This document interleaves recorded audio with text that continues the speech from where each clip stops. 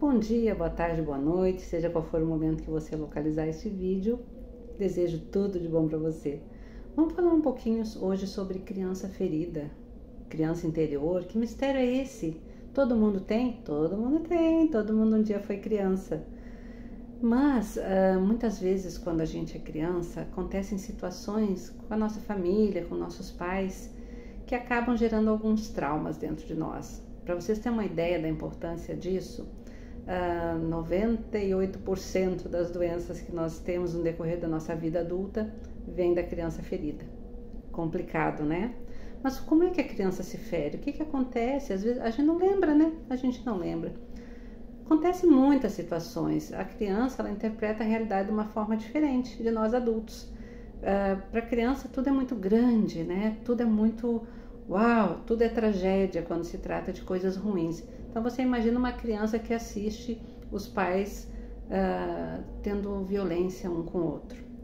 Imagine uma criança que tem uma mãe que grita muito, né? Qualquer coisa dá berros, né? Às vezes é uma mãe que tem um transtorno afetivo e a família nunca detectou e ela passa a vida toda assim, né? Gritona.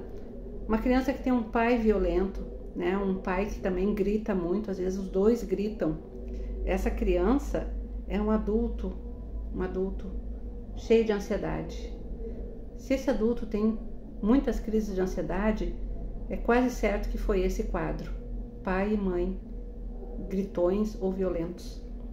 E a criança, no momento que ela era criança, ela tentava resolver isso. Fazia de tudo para não causar nenhum problema.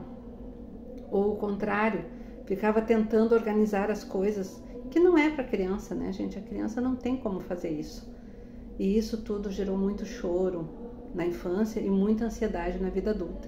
As crises de ansiedade normalmente têm a sua origem em pais violentos, abusivos, pais que são às vezes mais criança do que a própria criança, porque também tiveram seus traumas na infância e trazem isso vida fora.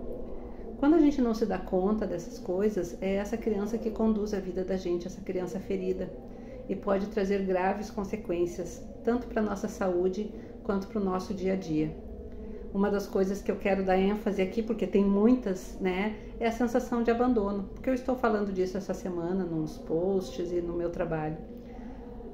A síndrome da criança abandonada, daquela pessoa adulta que se sente sempre abandonada, às vezes pelo companheiro, pela companheira, às vezes pelos próprios pais, pelos irmãos.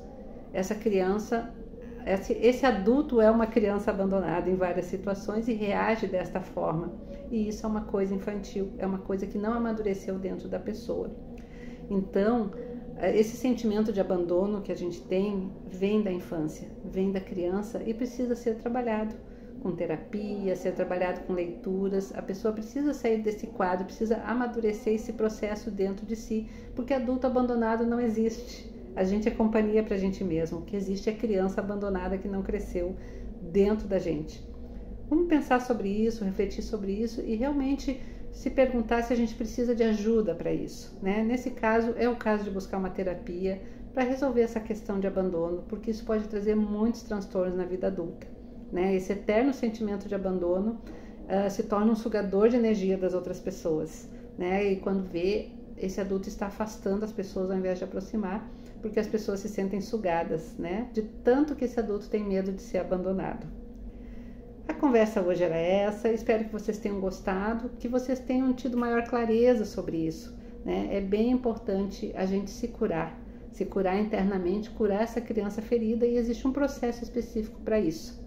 Então, se vocês tiverem dúvida, me chamem e vamos conversar sobre a criança ferida.